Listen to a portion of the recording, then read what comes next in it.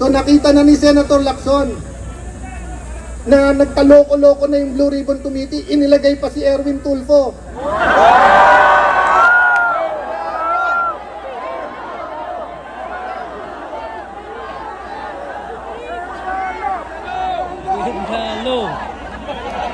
Tapos sabi ni Erwin Tulfo, nung siya po ay pinagbintangan ng 18 ex-Marine, huwag kayong mag-alala mga kababayan. Hindi po ako, si Senator Pangilinan ang mag-hearing. Pagkatapos naging 13 na sila. Ano po ang sabi ni Senator Erwin? Ang buhay ba natin ay iikot na lang sa flood control? Yun lang! Pagkatapos yung nakawin, ang mahigit 100 bilyong piso, ang trilyon-trilyong piso, sasabihan nyo kami, ang buhay ba natin iikot na lang sa investigasyon?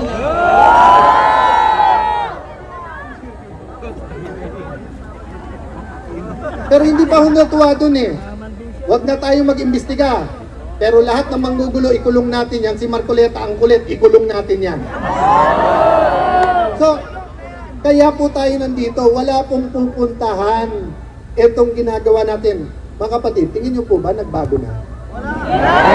Ay, okay lang kung pagkatapos ng 1 year at sinabi, mahiya naman kayo, kung nahiya na lahat, di dapat nagrarally tayo dito para magpasalamat. Pero ang katotohanan po, tuloy pa rin naman ang korupsyon. Ang katotohanan naman namimili. Ikaw, very good ka. Ikaw umamin ka. Ikaw magsoli ka. Sila na lang nagtuturo. Dapat natin na lang. Wala na pong daan para sa katotohanan. Sabi nila, hinaharang natin ang daan. Oo. Bakit? Hinarang nyo na yung daan ng hustisya. Di harangin naman namin ang EDSA. Ang sabi nyo, napeperwisyo ang traffic. Totoo po yun. At pasensya na po ang mga napeperwisyo sa traffic. Pero yung gutom araw-araw dahil ninakaw ng gobyerno ang pera, hindi ba kayo napeperwisyo? Yung nawawalan ng trabaho, hindi ba kayo napeperwisyo? Huwag nyo po kaming, iwanan ko po sa inyo mga kapatid, huwag nyo po kaming alalahanin.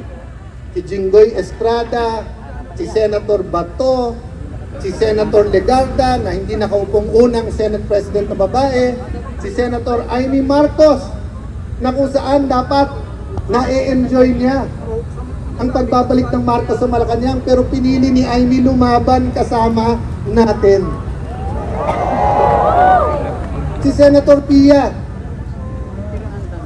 na ang kanyang pinaglalaban, pamilya, anak, kababaihan.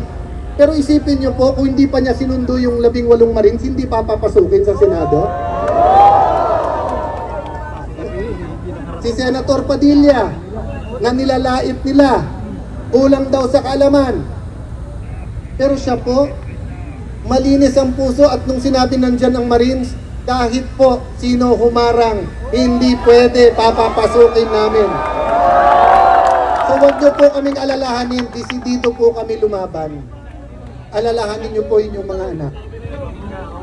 Kasi kung ano tinanim natin ng 1986, kung ano tinanim natin ng 1992, kung ano tinanim natin ng 1998, EDSA 1, EDSA 2, EDSA 3 ba, naalala niyo pa? Kung ano tinanim po natin, yan ang ating anihin. So mga kapatid, yung inyong paninindigan today, peaceful rally ha? Peaceful rally po. Kanina, pagkatapos sigaw yung We Are One, sumisigaw po din. Walang manggugulo, maayos lahat, di ba? Ang mga polis, mahal natin sila, ginagawa nila trabaho. Pero sabi sa konstitusyon, ang pinakamataas, hindi presidente. Ang pinakamataas sa isang demokrasi ay ang bayan. Sabi nung iba, huwag niyo idamay ang Diyos. Hindi po nakalagay sa konstitusyon with the aid of the Almighty.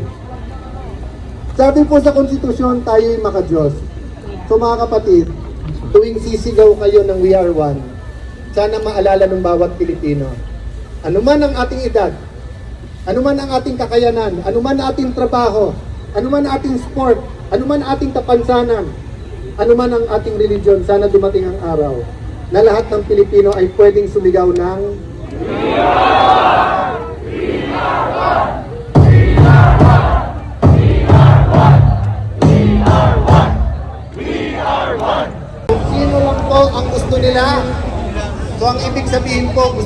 maging malapit tayo sa hustisya.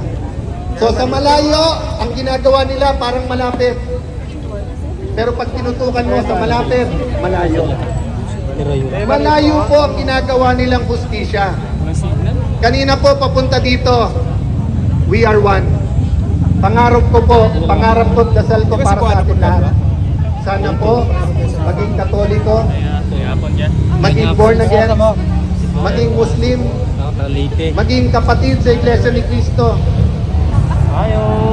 maging Bisaya, maging Kapampangan, Bicolano, maging bata, maging matanda. Bilang Pilipino, makasigaw tayo.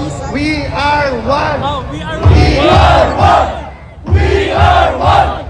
We are one. We are one. We are one. We are one. Baka pumayag po kayo na makulong si Senator Marcoleta na hindi narinig ng bansa na karamihan kung hindi tayo lahat ay sumisigaw ng we are one. Okay lang po. Pagkatapos po ni Senator Marcoleta, isa-isay na po kami. Kasi ngayon, dalawa na po ang nawawala sa kasamahan namin. Sinasabihan na si Senator Bongo, lalabas na warrant mo. So 21 na lang. Sinasabihan na si Senator Marcoleta, ikaw na susunod ngayong linggo to. O ilan na lang yon? 4, 20 na lang. O, sabi ng ombudsman, maaring 2, 3 senador. 13 na po sila. So yun yung hangarin, nasa 13, pwede na nila convict ang isang impeachable na officer. Kaya yung iba nating kasama sa EDSA noong 1986, yung pong nagsasabing laban, ay ngayon po hindi lumalaban. Bakit po? Bakit sila hindi lumalaban? Bakit sila hindi sumisigaw na we are one? Dahil gusto nila pag na-impeach ang Vice President, sila ma-appoint at sila naman ang maging presidente. Dahil, bakit naman papayag ang Pangulo na ganun magiging presidente? Kasi ang sabi naman ng Malacanang, sige, mag-agawan na kayo. Wala namang eleksyon eh. Magchat-chatsa naman tayo. So, lahat po to ay sa pangalan lamang ng simpleng gawain. Ang gawain ng flood control. Kung wala naman pong flood control, normal po ang ating politika. Normal po, pwede natin sabihin we are one, pero ikaw dilaw, eto puti, eto itim, eto rainbow. Pwede naman po natin sabihin magkakasama tayo eh. Pero bakit po madugo ang labanan ngayon? Dahil iniisip po nung iba, lamunin na natin yung pagnanakaw. Pag tayo naman naging presidente, palitan natin lahat yan. Hindi po mangyayari, kapatid. Kasi pag natulisan ka na at kasama ka na sa cover up, wala ka ng choice. Itutuloy-tuloy mo na ang pananakit. Itutuloy-tuloy mo na yung selective justice. Baon ka na, hawak ka na nila. Yun po ang problema natin kay Kadante. Hindi natin po problema na makukulong siya. Ang problema natin, hindi siya mahawakan.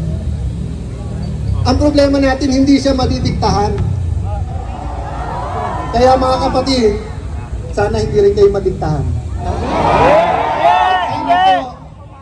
Yung mga nakikinig sa kanilang mga bahay, yung mga nanonood, pagdasal nyo po yung nangyayari ngayon. Kung may konti kayong oras at pamasahe, pumunta na rin po kayo dito dahil welcome po kayo. Welcome po kayong lahat. Welcome po kayong lahat. We are one! We are one! We are one! We are one! We are one!